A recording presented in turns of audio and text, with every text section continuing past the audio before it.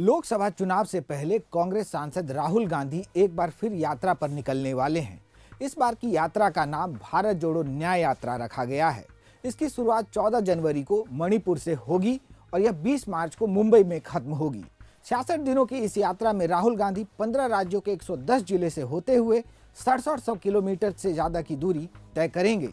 यह यात्रा 100 लोकसभा सीटों और 337 विधानसभा सीटों से होकर गुजरेगी। मणिपुर से शुरू होने वाली भारत जोड़ो न्याय यात्रा नॉर्थ ईस्ट राज्यों से होते हुए पूर्वी भारत में प्रवेश करेगी। इस यात्रा के जरिए कांग्रेस का सबसे ज्यादा फोकस हिंदी बेल्ट पर है। हिंदी बेल्ट से मतलब है बिहार, झारखंड, उत्तर प्रदेश, छत्तीसगढ़, मध्य प्रदेश और राजस्थान। भारत जोड़ो न्याय यात्रा के दौरान कांग्रेस सबसे ज्यादा 11 दिन उत्तर प्रदेश में बिताएगी।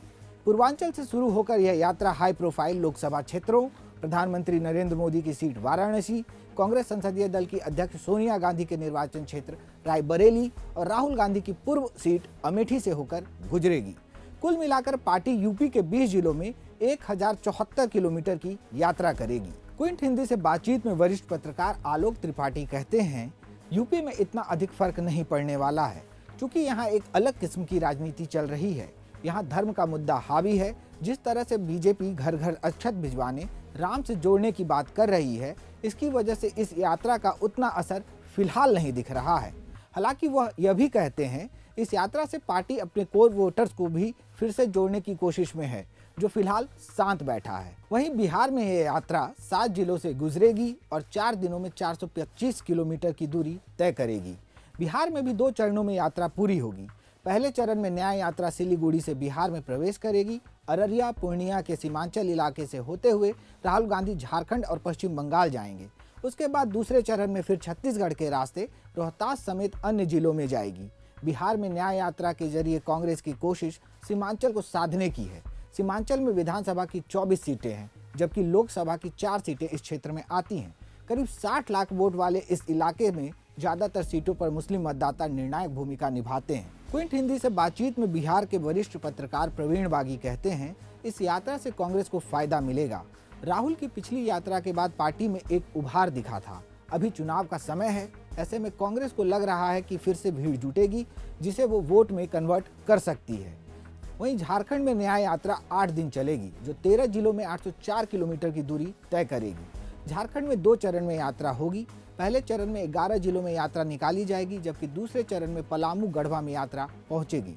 वरिष्ठ पत्रकार सुरेंद्र सोरेन कहते हैं, राहुल गांधी की यात्रा को अगर लोकसभा के संदर्भ में देखेंगे तो फिलहाल समीकरण कांग्रेस के पक्ष में दिखाई नहीं दे रहे हैं। वहां के क्षेत्रीय मुद्दों के साथ ही डिलिस्टिंग का मुद्दा भी अहम है। अब देखना होगा कि राहुल गांधी का इस पर क्या स्टैंड रहता है।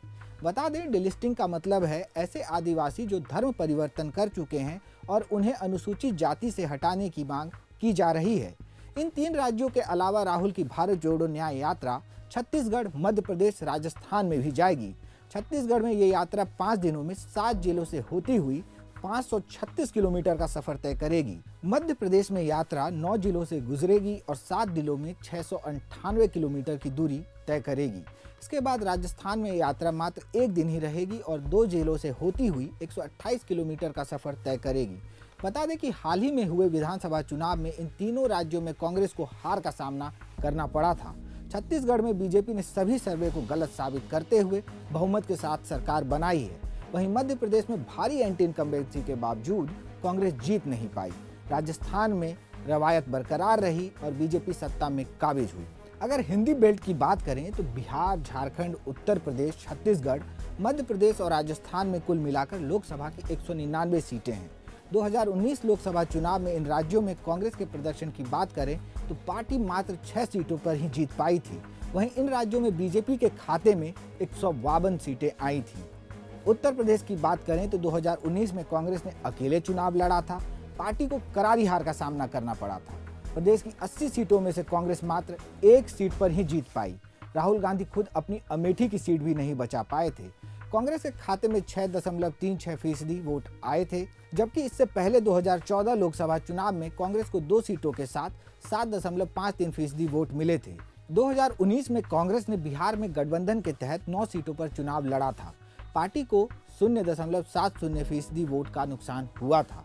कांग्रेस को 1 सीट पर किशनगंज में जीत हासिल हुई थी और 7.70% वोट मिले थे, जबकि 2014 में कांग्रेस 2 सीटों पर चुनाव जीती थी और 8.40% वोट प्राप्त हुए थे।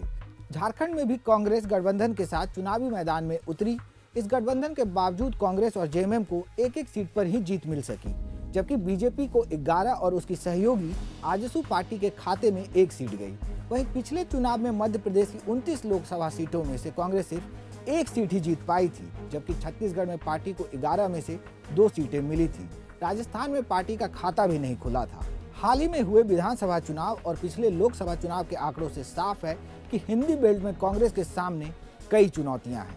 सबसे बड़ी चुनौती है इन राज्यों में पार्टी को जीत के ट्रैक पर वापस लाना। चूंकि कांग्रेस इस बार इंडिया गठबंधन का हिस्सा है, ऐसे में कांग्रेस के लिए सीटों का बंटवारा बेहद अहम होने वाला है। वरिष्ठ पत्रकार आलोक त्रिपाठी कहते हैं, हिंदी भाषी प्रदेश में कांग्रेस की स्थिति कमजोर हुई है। अगर पार्टी गठबंधन के बाहर लड़ती है तो उसके पास फिर से खड़ा होने का मौका है। अगर कांग्रेस इंडिया गठबंधन के तहत चुनाव लड़ती है तो फिर वही स्थिति आएगी कि हर प्रदेश में पार्टी को कुछ सीटें समझौते के तौर पर मिलेंगी, क्योंकि इनकी स्थिति ऐसी नहीं है कि ये दूसरे को सीटें दे सकें। इन्हें खुद सीटें मिलेंगी। जानकारों की माने तो भारत जोड़ो यात्रा से कांग्रेस से ज्यादा राहुल को फायदा हुआ था। इस यात्रा ने राहुल की छवि बदल दी। लोग अब उन्हें गंभीरता से लेते हैं और सुनते हैं। भारत जोड़ो यात्रा के बाद साउथ में कांग्रेस को फायदा हुआ।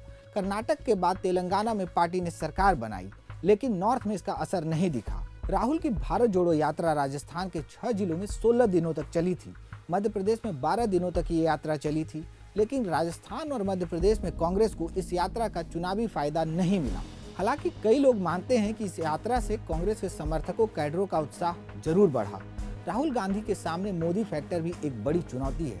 ये बात हाल के चुनावों में साफ हो गई है।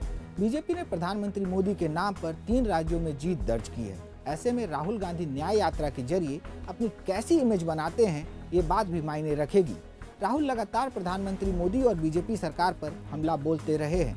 विशेषज्ञों की माने तो वो सरकार की खामियां तो गिना देते हैं, लेकिन वैकल्पिक मॉडल नहीं दे पाते हैं, जिसकी वजह से वोटर्स का रुझान कांग्रेस की ओर उतना नहीं रहता। बहरहाल राहुल गांधी लोकसभा चुनाव से पहले एक बार फिर अपनी यात्रा के जरिए पार्टी में जान फूंकने की कोशिश में हैं। अब देखना होगा कि उनका ये कदम कितना कारगर साबित होता है। राहुल के नाम पर लोकसभा में कांग्रेस का पंजा चलता है या फिर मोदी मैजिक से कमल खिलता है। देश दुनिया की तमाम खबरों के लिए जुड़े रहिए क्विंट हिंदी के साथ।